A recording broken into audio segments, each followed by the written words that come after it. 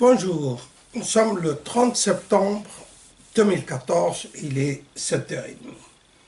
Je voudrais continuer à vous parler de mon père et d'un deuxième élément important qui a été à l'origine de sa culture, d'un aspect, d'une face importante de sa culture. Il a été tirailleur. Il faut savoir que la Grande Guerre, la guerre 14-18, a été une catastrophe et a marqué l'esprit des Européens, surtout des Français. Il y a eu 60 millions de soldats qui ont participé et dont 9 millions ont été tués, 20 millions de blessés. Pour les Algériens, les chiffres que j'ai pu trouver dans la littérature vont de 175 000 à 119 000 participants, ce qui est énorme vis-à-vis de la population, c'est-à-dire 3,7% de la population. Et ils ont fait partie d'un corps d'armée qu'on a appelé les tirailleurs, qui a existé depuis 1842, alors que les zouaves ont existé depuis 1830.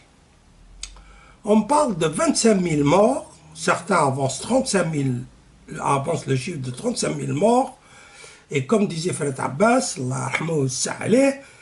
ils sont morts sans savoir pourquoi. La guerre a démarré le 28 juillet 1914 jusqu'au 11 novembre 1918.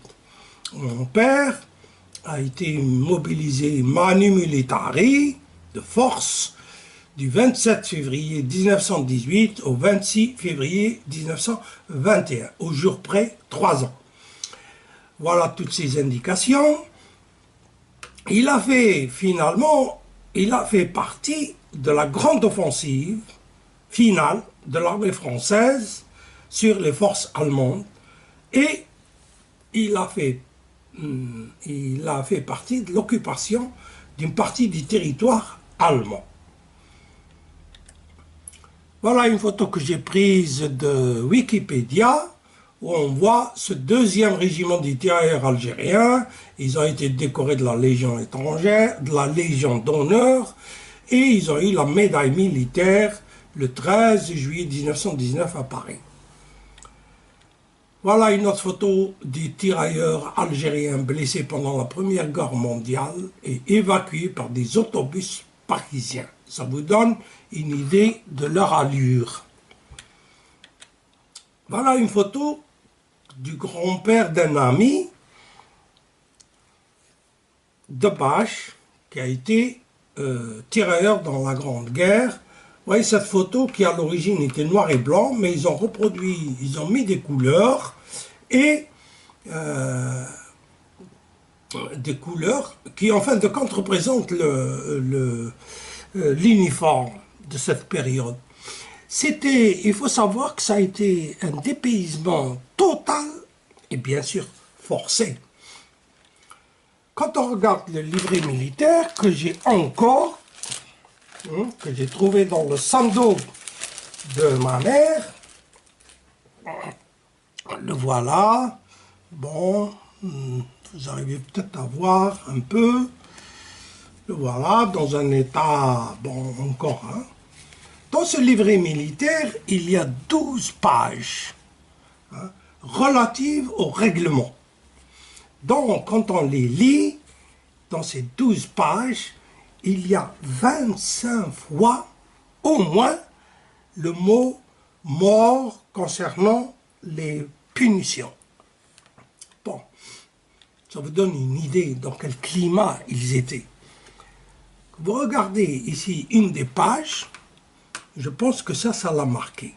Ne sait ni lire ni écrire en français. Ici, une autre page assez, bon, qui m'a touché.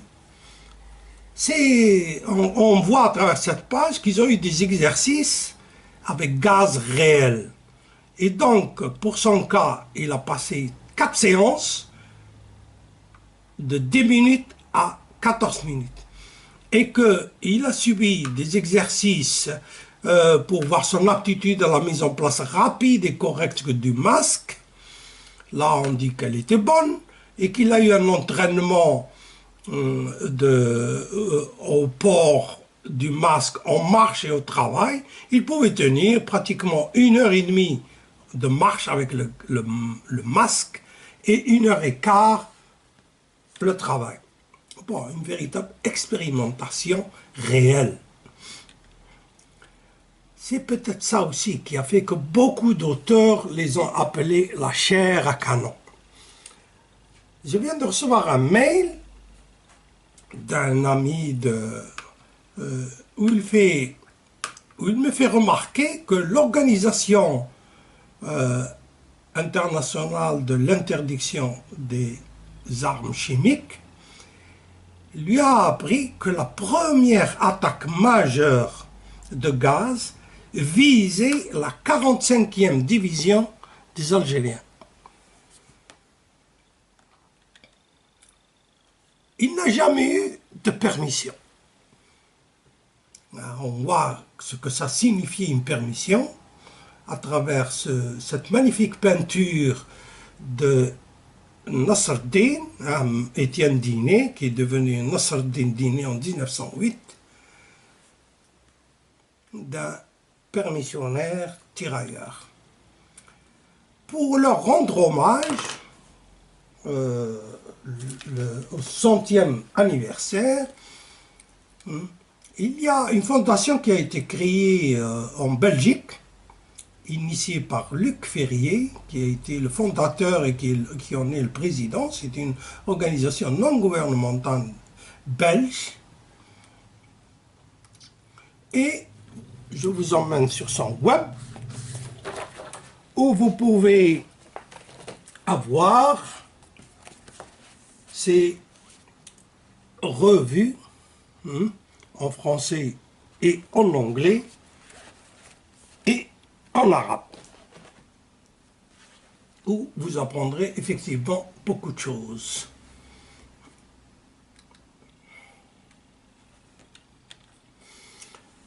Quand on regarde les statistiques publiées, donc,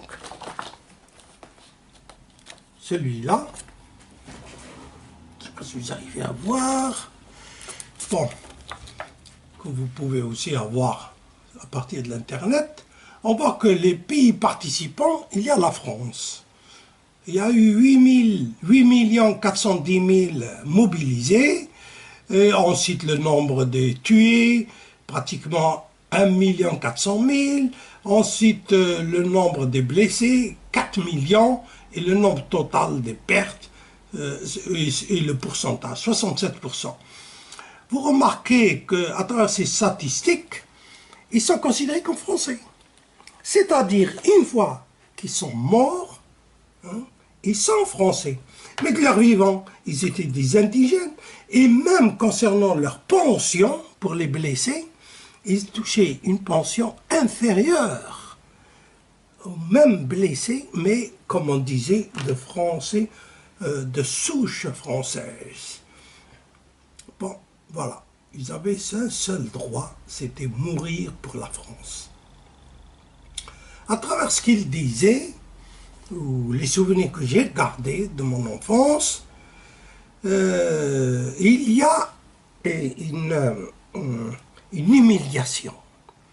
Par exemple, pour leur apprendre à marcher l'ordre serré, comme on dit, ils utilisaient, au lieu de dire 1, 2 ou hatni, ils utilisaient deux termes en arabe, karmosa, bakora, l'un pour la droite et l'autre pour la gauche. Bon, ça c'est une chose. Le deuxième point que j'ai encore en mémoire, c'est qu'ils parlaient de berda'a. Berda'a, c'est la selle du bourricot. Voilà, vous avez un bourricot et on met ce qu'on appelle berda'a pour protéger le dos du bourricot. C'est le barda, en français, le sac à dos. Mais le terme arabe utilisé, berda'a, ça voulait dire qu'ils étaient des bourricots. Voilà ici un âne que j'ai eu l'occasion de, de le monter au cours d'un stage de terrain en Kabylie pour des étudiants que vous voyez ici. Et vous voyez ce qu'on appelle Berja. À côté de cette humiliation, il y a aussi la frustration. Il y avait la frustration d'être analphabète. Parce qu'il avait ce lien très fort avec sa famille, bien qu'il n'avait plus de parents, père et mère. Mais il cherchait, il recevait le courrier, donc il devait trouver quelqu'un pour lui lire, et il l'envoyait. Donc il fallait toujours trouver quelqu'un pour lui écrire et lui lire les lettres. Et là, le pauvre, il disait toujours, il fallait payer, il fallait ou bien lui faire une corvée, ou bien lui laver le linge. Et ça a été un point important pour lui. Il y a un vieux dicton que j'ai connu en étant enfant, dans les années 40-50, où on dit que Arbi Arbi kan qa'ad tkoun colonel Ben Daoud. C'est-à-dire, tu es un arabe et tu le resteras même si tu es le colonel Ben Daoud. Ce colonel Ben Daoud a existé. Il est né en 1837, il est mort en 1890. Il a fait Saint-Cyr en 1855, donc c'est peut-être le premier Algérien à avoir été officier dans l'armée coloniale. Et puis un jour, il s'est fait refuser l'entrée à une réception par, disons, le plancton. Et ça a été une humiliation extrêmement forte pour lui, au point qu'il s'est tiré une balle dans la tête. Il s'est tué, mais sa légende est restée. Elle est restée vivante à travers les générations. Mon père a eu la chance de survivre et il en a tiré un enseignement capital. Il fallait savoir lire et écrire, et aussi en français. Ça, c'était l'enseignement capital de sa vie. À travers ça, pour revenir un peu à l'armée coloniale française, à travers tout ce qu'on apprend, elle a été la première école de masse pour les Algériens, et ceci depuis 1830. Les OAF ont été créés en 1830. Et jusqu'à l'indépendance, où la force locale, qui figure dans les accords d'Évian, les accords de cessez-le-feu, c'était les Algériens qui étaient dans l'armée française qui devaient assurer l'ordre. Et bien sûr, on retrouve encore les traces au-delà de l'indépendance. En plus, il y a aussi les Français qui étaient dans l'armée coloniale. Il y a notamment Alquier-Quaz. C'est un géologue. Pour moi, c'est le premier géologue algérien. J'ai trouvé cette information dans le livre de Charles-André Julien et je lui ai dédicacé ma thèse de 3e cycle en 1981. J'ai écrit à la première page, certains n'ont pas aimé, d'autres ont apprécié comme toujours, à Alquier-Quaz, minéralogiste français converti à l'islam, qui a mis son savoir à contribution pour améliorer, pour créer les fonderies d'armes de l'Algérie combattant de l'émir Abdelkader. Il s'agissait des fonderies du Zakar. Pour moi, c'est le premier géologue algérien et je suis fier d'appartenir à cette lignée dont lui en est le numéro 1. Personnellement, je dirais qu'il mérite de recevoir le passeport algérien à titre posthume.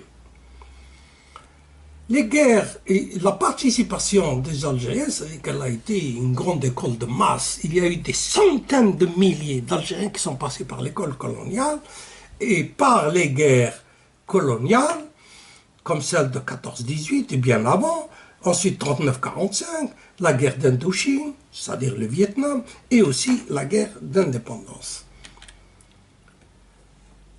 Bien sûr, ils ont payé un prix très très élevé, mais ils n'avaient pas le choix. Et je pense qu'ils ont reçu dans cette école, entre guillemets si l'on veut, les bases élémentaires du rationalisme et les techniques et les sciences des guerres modernes. Ils ont appris le rationalisme dans la mesure où ils apprenaient comment se protéger, comment tirer, comment... Rien ne devait être, rien ne pouvait être laissé au hasard. C'est ça l'école, le rationalisme, et non pas faire ça à peu près, et puis on verra. Je vous remercie pour votre attention.